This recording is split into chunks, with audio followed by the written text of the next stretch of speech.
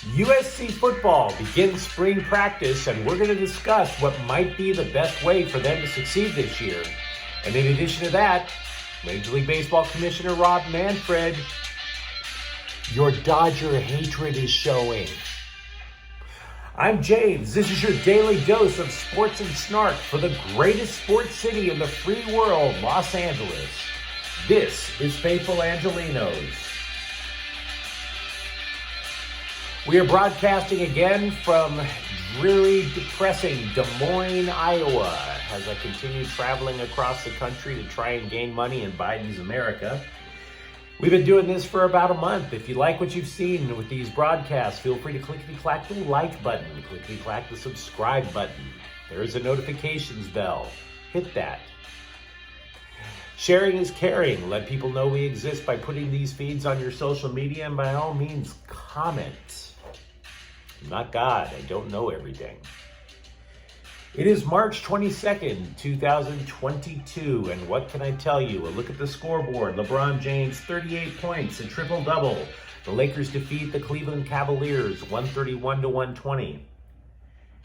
Did you know that the Lakers have to win every last game of the regular season to finish 500, by the way? Just a hint. Tonight in sports in LA, the Clippers will play Denver. That game's at 7 p.m. and Nashville will take on the LA Kings, 7:30. Before we talk USC football, let's go through a couple of news and notes. Kenley Jansen signing with the Braves. Do you want to know what led to that? Rob Manfred. Here's how. And by the way, one of these days, I'm going to put up a list of things Manfred has done that has been so anti-Dodger, you're going to think there's a legit conspiracy theory. And I'm not a conspiracy theory guy. Kenley Jansen yesterday said that he did want to sign with the Dodgers and that they were actively trying to sign him. The problem, LA had to shed payroll first. If you reach a certain threshold, the luxury tax really kicks in. They're already paying luxury taxes, but it's graduated. The higher your payroll, the higher it boots up. Here's the problem. Rob Manfred never made a decision on starting pitcher Trevor Bauer. He keeps kicking the can down the road, putting him on administrative leave instead of suspending him. Why does that matter? Because if you suspend Bauer or not, if you suspend Bauer, he's off the Dodgers' payroll, and thus the Dodgers are automatically further under the tax threshold, which meant they could have signed Kenley Jansen for what he wanted. If you don't suspend Trevor Bauer, then he becomes trade bait. As it turns, and Manfred has had about 9 months to make up his mind, and he won't do it. So because of that, the Dodgers are still paying a player that has not been able to pitch for 9 months, even though he's healthy. And in addition to that, because he's on the payroll, they did not have time to trade enough payroll away to fit Jansen. So he signs with Atlanta. Good job, Manfred. I see you working. I know what you're doing. Stop it.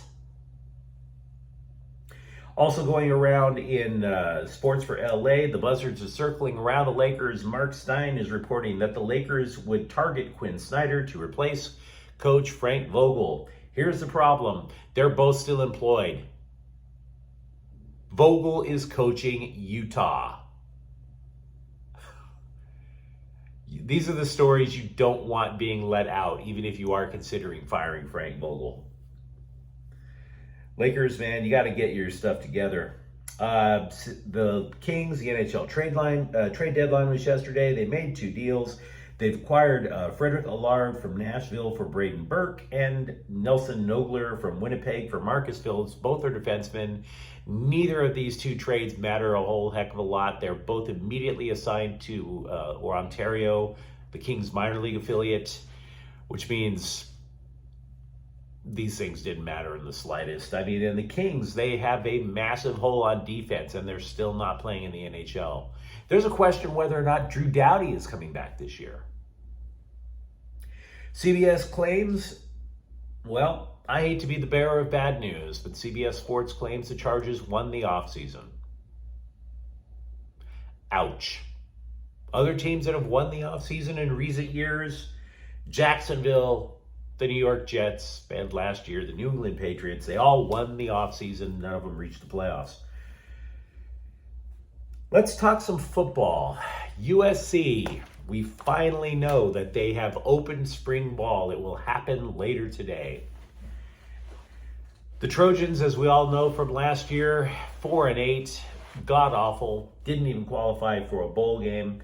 Since then, they break the bank, they bring in Lincoln Riley from Oklahoma, and change. And honestly, when you go 4-8 at USC, change is needed, lots of it, and Riley's obliged.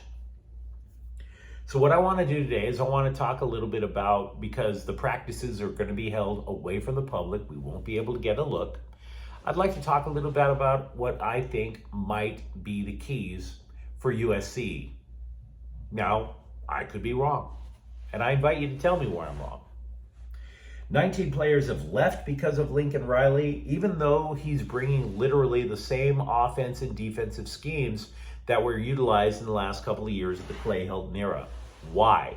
Well, because if you're on the team from last year, you're sitting there going, yeah, you may be calling the same plays, but you want your own guys in there. So I don't feel particularly wanted, and that's why you take a look at the quarterback situation, for example. They brought in Caleb Williams from Oklahoma. He was all everything for him last year. Now, if you're Jackson Dart, or if you're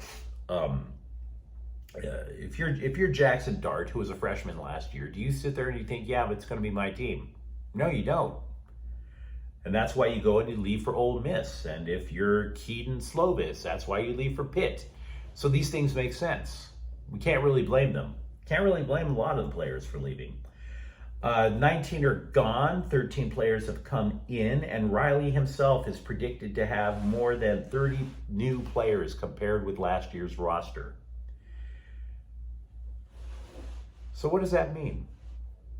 Well, we know Caleb Williams knows how to run the offense. We also know last year over in Oklahoma, where they already had everything set up, he passed for over 1,900 yards, rushed for over 400, and was personally responsible for 27 touchdowns. But I can't see him matching those numbers at USC. For a couple of reasons. One, they're trying to build at USC. That's one. Number two, and this is really, really important, Mo Hassan, a backup quarterback, got injured before spring ball even happened. He blew out his Achilles. That takes a while to recover from. What does that tell me? You only have two quarterbacks. Do you really want your number one quarterback to rush that many times for 440 plus yards? Do you really want to risk that? I wouldn't. So I think there might be some tweaking to the new look Trojans offense this year. And what I mean by that is I think the most important player for USC this year is actually running back Travis Dye, who also came in from outside. He comes in from Oregon. Why do I think so? USC is returning 4 starters from its offensive line from last year. Now that line may not have been great, but now they have another year of experience and they know how to function together as a function as one. So they should be able, with the same offense, to be able to find holes for this guy. If you run the ball, you take the pressure off of the quarterback to produce as much. Play action passing is literally designed to take advantage of that. I don't think, for example, there's even necessarily upgrades at wide receiver yet. We have a lot of new bodies in there, but there were 3 people transferring in. Granted, I think Mario Williams, who comes from Oklahoma, will help out Caleb Williams a lot. But I still say, and I would be willing to bet on this, that while we are all excited about Caleb Williams, we are going to be loving Travis Dye by the end of the year. You tell me if I'm wrong. But I think with the returning offensive line and with the lack of depth at quarterback and the lack of proven ability at receiver. I say USC becomes tailback tech for a year again. Also, by the way, running the ball does something great. It keeps the clock running. It keeps the ball away from the opposing team's offense. I haven't done exactly a deep dive into the defense either for the New York Trojans or Oklahoma. But what I can tell you is, do you know that there are 40 players from OU in the NFL right now? Now, we know about Kyler Murray, we know about CeeDee Lamb and Baker Mayfield, and certainly Joe Mixon. But you know, out of those 40 players, only 11 play defense that are in the NFL? And did you know only 9 of them played defense for Oklahoma while Lincoln Riley was there? So what does this tell us? Is it possible that defense is not really supposed to be a hallmark for the USC Trojans now? Does it tell us that USC has got to put a boatload of points on the board in rapid fire? You just, boom, just drop 35-40 every single game. I say you take all those things, you put it together. The Trojans' best shot to win this year, win more than 8, because I don't think they're going to stink. I think they're going to qualify for a bowl game. But for the USC Trojans to qualify to qualify for the Pac-12 title game, to possibly, super exceed expectations, to an extent, they got to go old school and run the ball. That's my thinking anyway. Of course, I'm not the great offensive mind that Lincoln Riley is, and I don't mean that with snark. I actually think he's a great offensive mind. But if it were me, I'd try to make Travis Dye as a Heisman Trophy candidate just as much as I would Caleb Williams. So yeah, we've got a lot to learn about USC in the next few weeks, and I'm going to come back on this and try and figure out what they're trying to do on defense once things start to settle down, but we don't know yet. Now, if you've enjoyed this episode, good. I appreciate that. Feel free to like, subscribe, and share to Faithful Angelenos. We put up a new video every single day between 9 and 10 a.m. West Coast time. Thank you for watching. I'm James. We'll be back tomorrow. Faithful Angelenos is a Quian Corta El Queso production. Have a good day.